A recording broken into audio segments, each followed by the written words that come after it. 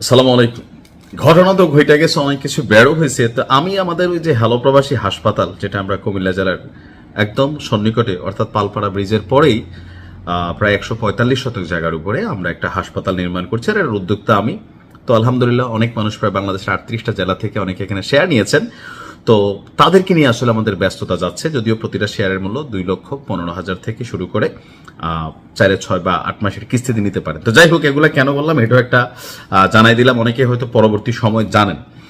এখন একদিকে যখন জামাতের এমপি সাহেব, আপনারা সকলে জানেন যে গত 2 দিন যাবৎ পুরো বাংলাদেশ আউলাই গেছে। তো সেই এমপি সাহেবের এই ভিডিওটা আসলে কে ফাঁস করলো? এটা কিন্তু তার পার্মানেন্ট রুম না, যে যেখানে তিনি যে সবসময় থাকেন, বাড়ির চাকর বাকর কাজের লোক কাউকে হাত কইরা আওয়ামী লীগ, হ্যাঁ তারা ধরেন এই ভিডিওটা আসলে ফাঁস করা নিয়ে গেল, বা বিএনপি। আসলে এইখানে তার এই টোটাল ঘটনায় যিনি মূল খলনায়ক, তার পরিচয় কি হইতে পারে আপনার ধারণা? তার পরিচয় অন্য কিছু না, সে হচ্ছে তার যে ব্যক্তিগত গাড়ির ড্রাইভার। এই কাক্কাই কিন্তু পুরাটা সিস্টেম রে খায়া দিছে। যদিও এটা নিয়ে নানান ক্লারিফিকেশন জামাতের সমর্থকদের মধ্যে একাংশ, সবাই না, এটা প্রমাণ করার চেষ্টা করতেছে।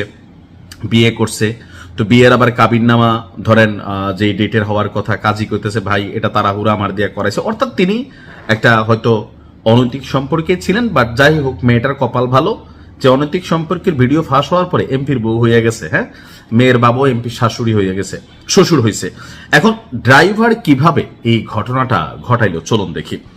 এখন যতটুকু তথ্যপাত্র আছে এমপির বক্তব্য অনুযায়ী 13 জুলাই 2026 তার প্রথম স্ত্রী মাকসুদা বেগম, দ্বিতীয় স্ত্রী মারিয়ম বেগম এবং মারিয়ম বেগমের মামা মোহাম্মদ ওবায়দুল্লাহকে নিয়ে তিনি তার ব্যক্তিগত গাড়ি যোগে মগবাজারের মাসুম বিল্লার ব্যবসায়ী অফিসে যায়।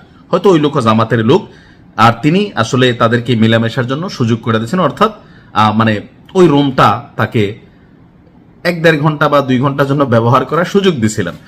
তো জোহরের নামাজের আগে গাড়ি চালক গাড়ির দেখার কথা বলে বাইরে যায়। বেশ কিছু সময় পর সে দ্রুত রুমে ফিরে এসে আমাদের সতর্ক থাকতে বলে আবার চলে যায়।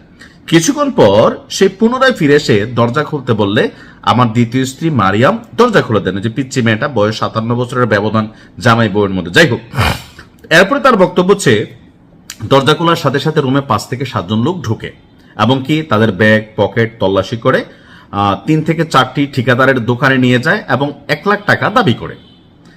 তাদেরকে ওই দাবি অনুযায়ী জামাতের এমপি তিনি কিন্তু 1 লাখ টাকা নগদ দিয়ে দিয়েছিলেন। দেওয়ার পর এটা সাময়িকভাবে ভেজালটা বন্ধ হয়ে গেছে, কিন্তু ঝামেলা হয়েছে একদিন পরে।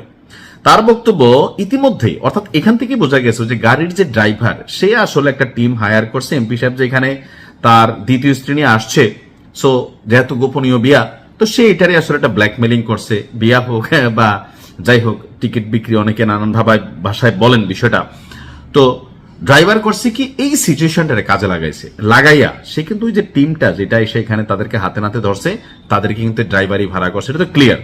তো তিনি বলছেন যে এর মধ্যে আমাদের গাড়ি চালক ওবায়দুল্লাহকে আমরা খোঁজাখুঁজি কইরা আর পাই নাই।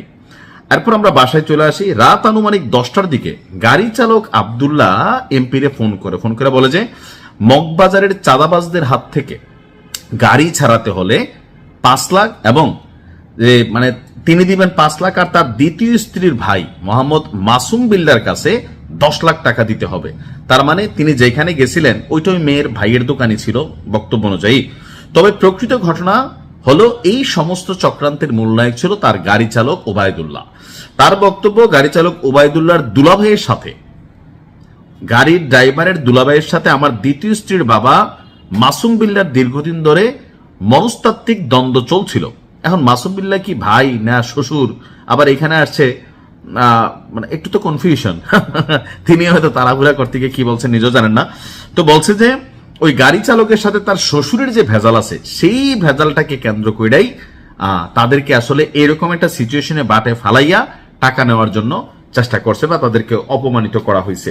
তবে ঘটনা হচ্ছে তিনি ওই মেয়ের সাথে সম্পর্ক ছিল, মিয়া বিবি রাজি, আপনি কি করবেন? মাইয়া তো পটপড়াইয়া বলতেছে আমার স্বামী, তা আপনারা তো হিংসা হয় কেন, আপনি বলার এটা বিয়ে করেন। এখন কথা হচ্ছে যে আসলে এটা বিয়ে হয়েছে নাকি হয়েছে না। তবে এখানে টোটাল সিচুয়েশন থেকে যেটা বুঝতেছি, মেয়ের সাথে কোনো রকম জোর জবরদস্তি করা হয় নাই। মাইয়ার এই বুড়ারে ভালো লাগছে, তিনি এমপি দিন শেষে, তো সেই জায়গা থেকে তারা ভালোবাসা করছে, বিয়ে করছে, রুমে গেছে, ডেটিং করছে। হ্যাঁ, এগুলো বাংলাদেশে একটা কমন চিত্র। কিন্তু ফ্যাক্ট হচ্ছে ফাঁসাই দিছে হচ্ছে গাড়ির ড্রাইভার। গাড়ির ড্রাইভার হচ্ছে এখানে মূল খলনায়ক যে এই কাজটা করছে। তো এখন এই খলনায়কের পরিণতি কি হবে সেটা তো আমরা অদূর ভবিষ্যতে দেখতে পারি, বুঝতে পারবো। আবার অলরেডি এই বিষয় নিয়ে মামলাও হয়েছে, একজন গ্রেপ্তারও হয়েছে, অর্থাৎ ওনার বিরুদ্ধে মামলা হয়েছে, এমপির বিরুদ্ধে সম্ভবত। তো ঘটনা শেষ পর্যন্ত কোথায় গড়ায় বাংলাদেশ তো বলা যায় না। মিনিটে মিনিটে এখানে নাটকীয় সিচুয়েশন তৈরি হবে। ভালো থাকুন, আসসালামু আলাইকুম।